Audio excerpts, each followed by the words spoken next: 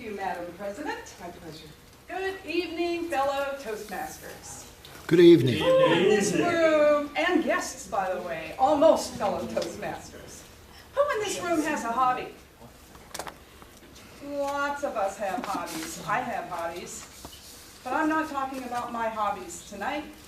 I want to talk a little bit about Frank's hobbies. It's stuff that I can talk about in this mixed group.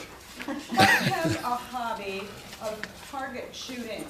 He loves to go to Shooter's World and does some target shooting. He has actually done some target shooting with a couple of members from this club. Frank has been after me to get a gun. He says that he would feel more comfortable if I had one for my protection. I'm not really crazy about guns, never have been, but he was so convincing, that I finally went and got my gun permit. And then I drove to Shooter's World to buy a gun. Has anybody ever been in Shooter's World? Yes, that place is huge. It's huge. And it is busy. I was so surprised. And it's not only guys. There are women there. There are families there with small kids. It's like Disney World, Shooter's World. So I engaged with a young man who is helping me search for the perfect gun.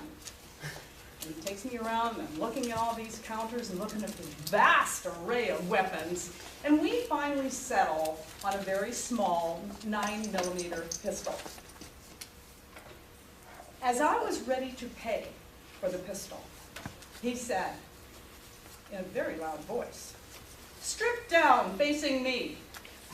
I was surprised and I was perplexed, and my first thought was, I'm going to call the National Rifle Association and complain about the crazy gun nuts running around in this place. But I did as he instructed.